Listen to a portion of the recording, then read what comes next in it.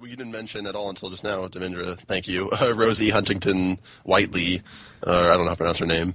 But yeah, she's just kind of like a non-entity in this film. She's just there. Yeah, it's like Michael Bay. I find him kind of hilarious as a filmmaker. Because, like, watching his movies, it's like, man, I really would not like this guy in real life.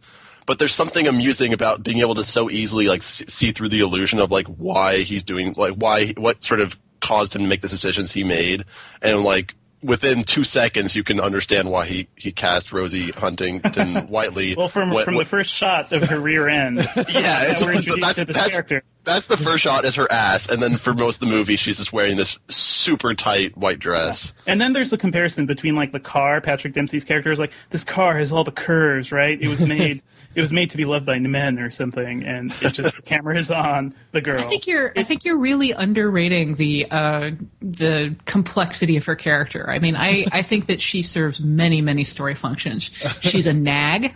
She's a shrew. She's a bimbo. When he gives her a $200,000 Mercedes, and she's just like, but it's a pretty car. I wanted it. Why would that make you jealous? Poor boy who I'm dating who, can't drive a nice car, let alone give me a free car. And then she's a pretty princess in peril who needs to be rescued for the back half of the movie. I mean, so many story functions for just one simple character. But she's also a take charge badass, as we see towards the end. Yeah, she calls Megatron a bitch. I mean, that's really all. It's really all. It works. She contains multitudes. She is. I mean, getting back to Michael Bay's lack of interest in character consistency or arc. She is pretty much whatever she needs to be in whatever scene. And if the scene doesn't need her, then she can just stand there with her mouth hanging open. In many ways, she is more of a construct than the Transformers. So I found that hilarious. She's like the manic pixie dream girl of the Michael Bay universe. But Tasha, I found it interesting you were talking about how this movie is less sexist when literally maybe the 5 minutes into when we're introduced to the present day human characters, it begins with this very long extended ass shot of Rosie Huntington-Whiteley. I mean, in slow motion. And she's walking up the stairs, so we're right below her. Yeah, so you can really see the upskirt area. That is really what I would describe as the maturation of a filmmaker right there on evidence. It honestly, that didn't bother me nearly as much as Megan Fox trying to fold herself at a 45-degree angle while humping a motorcycle in short shorts. I mean, I honestly, she's going upstairs to Please do not begrudge us that sequence.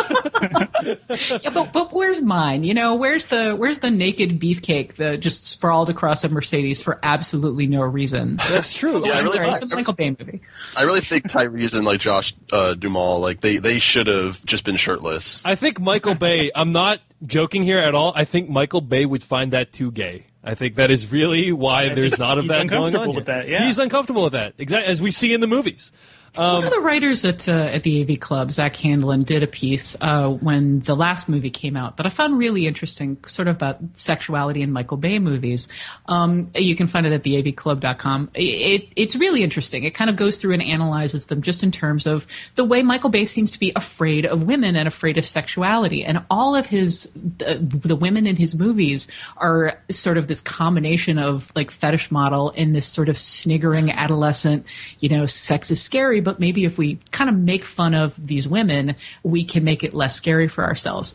When she's walking up the stairs in her underwear, they've had sex. She's going upstairs to her lover to have a conversation. And it just, the sexuality in this movie was fairly frank, I thought, was fairly acknowledging of the fact that these two people have been in bed together for sexual purposes, as opposed to the motorcycle humping, which is, to me, is all about the unattainable ideal of the pinup model who you're supposed to leer at and maybe masturbate to, but never actually get with. Wow, that is a pretty in-depth reading of that scene, and I don't know that I can agree. Yes. Yeah, I don't know that I can agree with that. I can absolutely understand you not agreeing, and it's certainly not something I thought in the moment. It's just me kind of trying to unpack the fact that I didn't have the eye-rolling revulsion to that I had to for instance, the Decepticon shaped like a hot girl that jumps on Shia LaBeouf and tries to hump him and rape him with a giant metal phallus at the same time.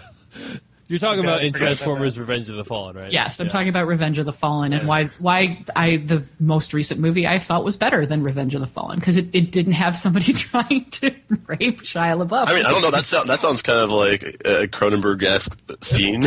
just hearing you describe that. Speaking of Cronenberg-esque, I mean, instead of a woman with a tail that's a phallus, in this one we have the giant multi-pronged phallus of doom. You can see that in the trailer, wrapping around a building and crushing it to death.